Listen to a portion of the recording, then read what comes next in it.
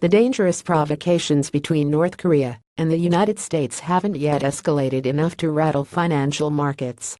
The U.S. stock market notched another new record high last week, helping to blunt safe haven demand for gold and silver. The North Korea situation is, however, causing political reverberations in the cryptocurrency markets.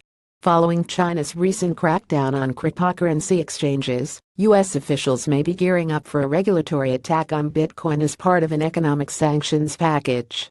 Enter Massachusetts Senator Ed Markey D.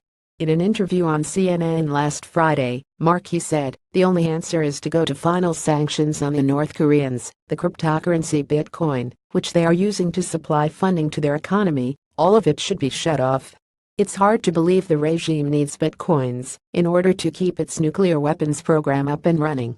But U.S. politicians have lots of other reasons to launch a crackdown on the cryptocurrency.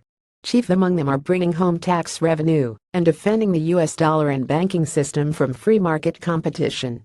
As with the National Security Agency's backdoors into encrypted smartphones, we may not know the U.S. government's full technical capacity to track or disable cryptocurrency transactions until it is actually deployed or leaked. The U.S. possesses sophisticated cyber warfare capabilities. It is widely believed that teams of U.S. and Israeli hackers sabotaged Iran's fledgling nuclear program through cyber attacks.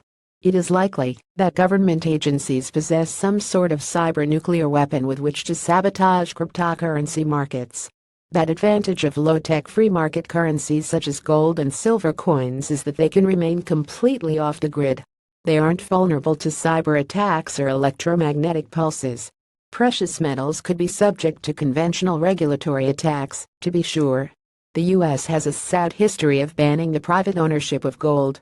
But in the era of digital currencies, online banking, and smartphone-enabled day trading, physical gold coins aren't even a drop in the bucket.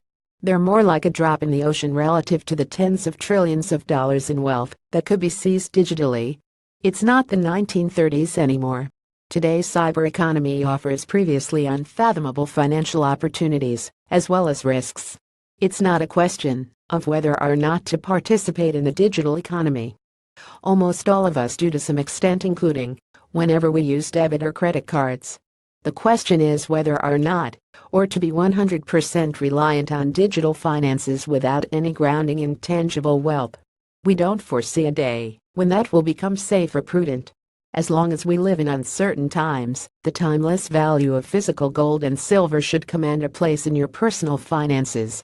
About the author Stephen Gleason is president of Money Metals Exchange, the national precious metals company named 2015 Dealer of the Year in the United States by an independent global ratings group.